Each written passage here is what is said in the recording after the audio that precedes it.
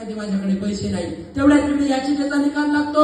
बाबासाहेब घरी येतात, घरी पाहतात तर रमाई नाही, राजरत्न नाही. कुठे गेली म्हणून विचारतात तर सांगतात की ती दवाखान्यामध्ये गेली. राजरत्नाला घेऊन दवाखान्यामध्ये गेली. ते बाबासाहेब धावत धावत डॉक्टरकडे जातात. डॉक्टरला म्हणतात, डॉक्टर साहेब माझ्याकडे पैसे नाही पण माझ्या राजरत्नाचा इलाज करावो. बाबासाहेब अशी त्या डॉक्टरला विनंती करत आहे आणि डॉक्टरांनी हात लावला. तेवढ्यात बाबासाहेबांच्या मांडीवर त्या राजरत्नानं जीव सोडला. त्या राजरत्नानं जीव सोडला.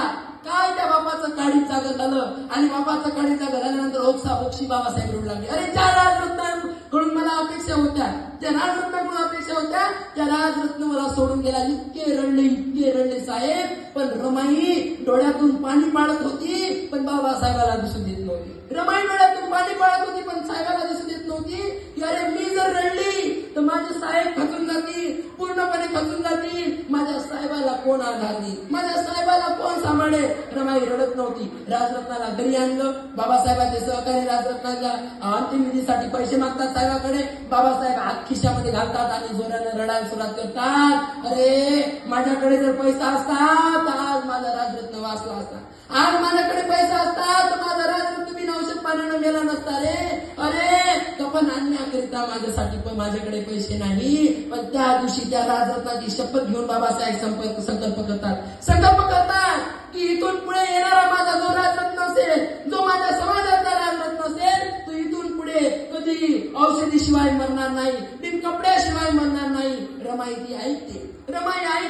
बिचारी भोळी बाबडी रमाई तरी अशी समजत होती की सगळ्यात मोठी मी आहे, घरात सगळ्यात लहान होती पण सगळ्या कुटुंबाची जबाबदारी आमच्या रमाईवर. तिला असं वाटत होतं की मी सगळ्यात मोठी आहे, माझ्या संसाराचा भार आहे. आणि खरंच त्या माता रमाईवर संसाराचा भार होता. माय मावल्यांनो खूप मोठा त्याग आहे हो. आज आपण जयंती करून राहिलो, ठिकठिकाणी केक कापतो रमाईच्या नावानं.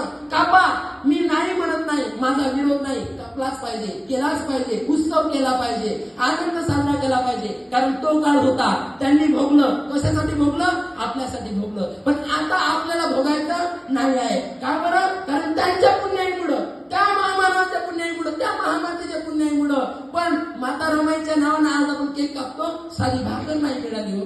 आमच्या रमाईला साधं भाकर नाही मिळाली. भाकर खायला मिळत नव्हती माता रमाई. आणि खायला जरी असलं रमाईकडे तरी बिचारी खात नव्हती. उद्याचा विचार करत होती. जर मी आज सगळं जर खाल्लं किंवा काही केलं, माझ्या अंगाला लावलं तर उद्या माझे लेकरं उपाशी राहतील, असा विचार करत होती. त्यातलं सुरवण बाबासाहेबाला परदेशामध्ये पैसे पाठवत होती. माझ्या साहेबाचं शिक्षण नाही थांबलं पाहिजे. कारण रमाला माहित होतं की माझ्यापेक्षाही बाबासाहेबांचे आवडते पुस्तक आहे, बाबाच्यापेक्षाही आवडता बाबासाहेबांचा अभ्यास आहे. आणि म्हणून ती कधीही त्यांना रोकटोक करत नव्हती.